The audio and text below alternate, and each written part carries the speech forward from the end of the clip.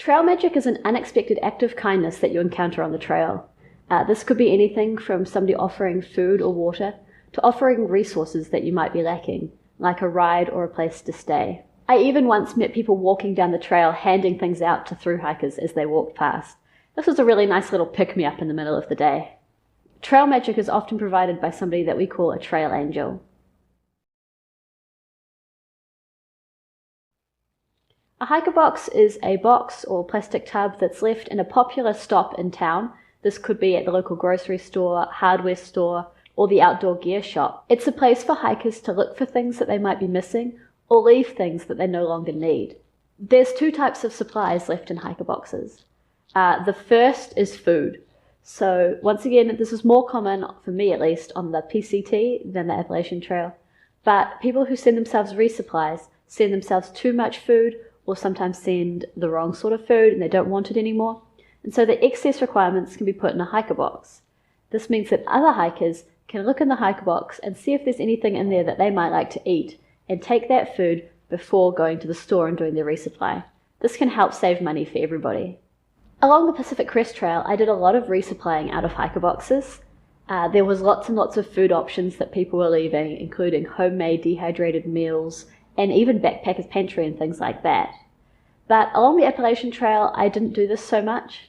Part of that was that there just wasn't as much food left in the hiker boxes, but also with the amount of norovirus that was going around, anything that wasn't in its original packaging I didn't want to touch.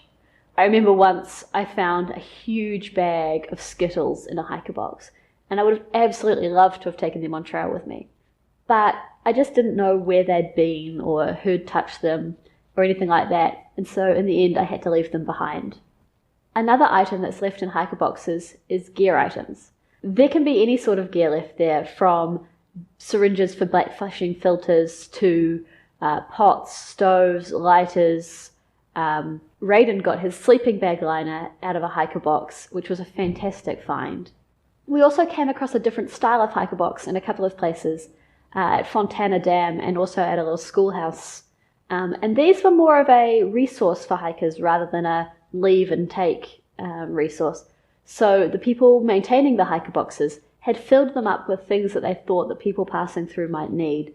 Little rolls of duct tape, band-aids, hand sanitizer, safety pins, various first aid supplies, and they were fantastic. And the one at Fontana Dam even had a little book, so if there was anything that you thought you would have liked that they didn't have, you could leave that there.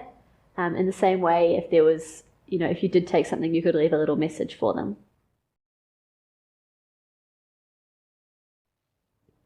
Another fantastic form of trail magic is people who allow hikers to come and stay at their house or on their property.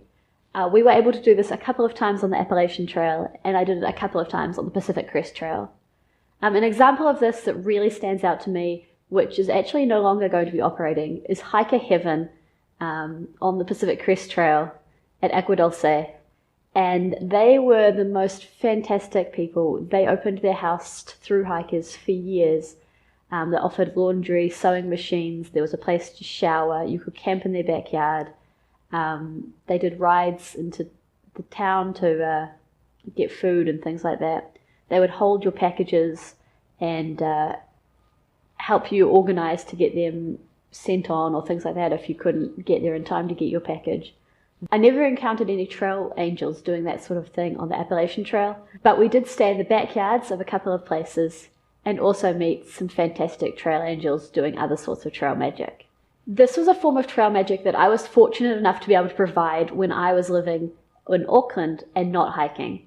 So I was living for a little while at a house that was about 500 meters off the Te Araroa, and I would get in touch with hikers through the Facebook group and allow them to come and spend a night or maybe two, depending, sleeping on a mattress in my spare room or in my lounge. And they could do some laundry and do their grocery shopping and have a shower and then head off. It was really, really cool for me to be able to give back to the trail a little bit, but also spend my evenings sitting around and talking to hikers, because I find that when I meet another thru-hiker, we have so much in common instantly that it's so fantastic to be able to sit and talk to them.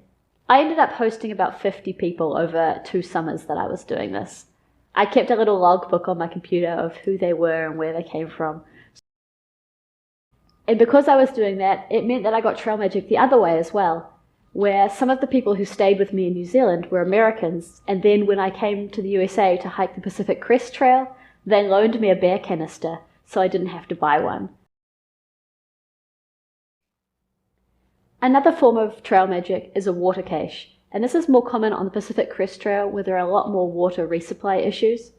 And a water cache is a supply of water left somewhere near the trail for hikers who need it to fill up on their way past. A couple of examples of water caches that I've encountered have included big bottles of water that have been filled up from somebody's home, or brand new water bottles that somebody's bought at the supermarket and left by the trail for you to use. Often at water caches there's a donation bucket, so you can donate some money to try and help cover the costs of resupplying the water cache, and it's always easy to just chuck a couple of dollars in there to show your appreciation.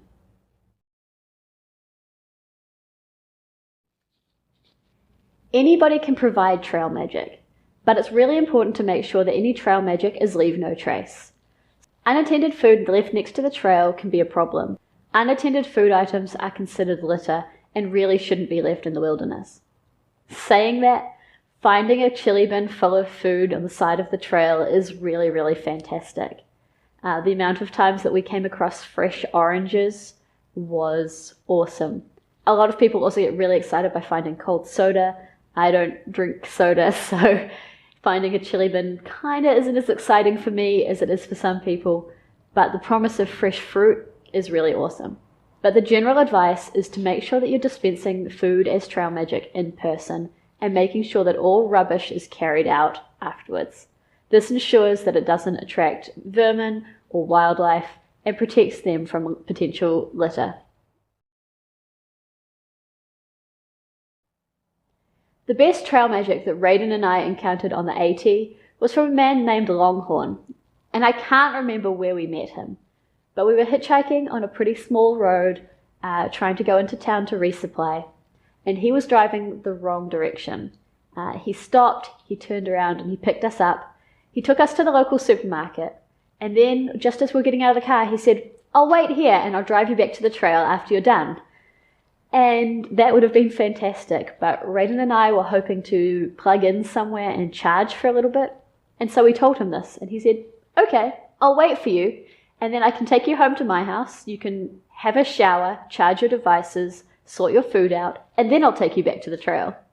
And so that's exactly what he did. He spent a couple of hours of his morning waiting for us to shower and sort our food and charge our devices. It was really, really wonderful. And it actually turned out that he was on his way to do trail magic when he stopped and picked us up. So after dropping us off, he continued on his way, and then about a mile down the trail, there he was sitting at a trailhead parking lot giving out sodas, which we declined because we just had such fantastic trail magic from him. I have to add as well that he made us sandwiches to take back on trail with us for lunch. So he had already given us so much, but we were able to thank him again and head on our way. Another really awesome trail magic that we encountered on the trail was from Harlem Valley Hiker Portraits. And this is a man, Justin, and I know he has a colleague whose name I don't know. I didn't meet her, I only met Justin. And he was by the old oak tree, and he was taking professional portraits of hikers as they passed through. So we stopped for a little bit, and Raiden and I both had a portrait taken, and then a couple of weeks down the line, he sent us the photos of that. And that was a really cool little memento that we were able to take away from the trail. On the Pacific Crest Trail, my favorite trail magic was a man who was grilling on trail, and I was almost going to set up camp for the night, and somebody was walking southbound, and they said to me, "Don't stop here, keep going, another couple of miles, there's some trail magic." So I kept going, and there was this man, he was giving trail magic, and as I walked towards him, he looked at me and said, "Are you a vegetarian?"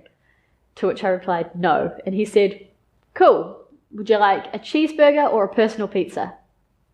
And just like that, he cooked me a cheeseburger, and I sat down and ate it, and there was a big group of people there. And as the big group of people left, he said, "All right, cool, now that they're gone, does anybody want cheesecake?" And he pulls out this big cheesecake, but he was really worried that there wouldn't be enough cheesecake to feed everybody. So he waited until the big group left, and then pulled it out for the rest of us. And then he even said, oh, you can camp nearby if you want. I'll be making breakfast in the morning.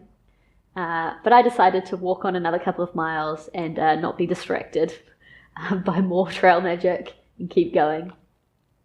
One more trail magic story to share with you is once again on the PCT, and I met a bunch of southbounders and they said, there's blueberry pancakes up ahead. And so I started walking a little bit faster, and then I met somebody else. I said, there's blueberry pancakes. And I did, I think, the fastest 3 miles I've ever walked in my life. And there were some people making blueberry pancakes on the trail, and they had pints of ice cream and a guitar, and we were able to sit around and talk and make music and eat really good pancakes and ice cream and all sorts of other snacks for, I think I stayed there for like a couple of hours before I decided that no, it was definitely time to keep moving. And it was just such a nice surprise and got me through my morning. It was steep, it was hot, and that promise of pancakes made everything worth it.